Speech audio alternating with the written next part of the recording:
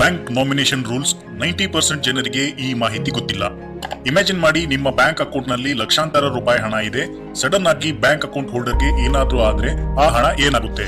ಬ್ಯಾಂಕ್ನವರು ಆ ದುಡ್ಡನ್ನ ಏನ್ ಮಾಡ್ತಾರೆ? ಬ್ಯಾಂಕ್ನವರು ಅಕೌಂಟ್ ಹೋಲ್ಡರ್ ಡೆತ್ ಆದ್ರೆ ಅಕೌಂಟ್ ನಲ್ಲಿರೋ ದುಡ್ಡನ್ನ ಬ್ಯಾಂಕ್ ಅಕೌಂಟ್ ನ ನಾಮಿನಿಗೆ ಕೊಡ್ತಾರೆ. ಕರೆಕ್ಟ್. ರೀಸೆಂಟ್ ಬ್ಯಾಂಕಿಂಗ್ ಅಮೆಂಡ್ಮೆಂಟ್ ನಲ್ಲಿ ನಾಮಿನೇಷನ್ ರೂಲ್ಸ್ ನಲ್ಲಿ ಕೆಲವು ಚೇಂಜಸ್ ಗಳು ಆಗಿವೆ. ನಾಮಿನಿ ಎಷ್ಟು ಜನರನ್ನ ಮಾಡಬಹುದು? ನಾಮಿನಿಯಲ್ಲಿ ಎಷ್ಟು ಟೈಪ್ಗಳಿವೆ? ನಾಮಿನಿ ಅಂದ್ರೆ ನೀವು ಇಲ್ಲದಿದ್ದಾಗ ನಿಮ್ಮ ಹಣ ಅಥವಾ ಆಸ್ತಿ ಯಾರಿಗೆ ಸಿಗಬೇಕು ಅಂತ ನೀವು ಬ್ಯಾಂಕಿಗೆ ಹೇಳಿರುವಂತ ವ್ಯಕ್ತಿ. ಈ ಹಿಂದೆ ನಾಮಿನಿಯ ರೋಲ್ ಕೇವಲ ಕೇರ್ ಟೇಕರ್ ಅಂತ ಕನ್ಸಿಡರ್ ಮಾಡ್ತಿದ್ರು.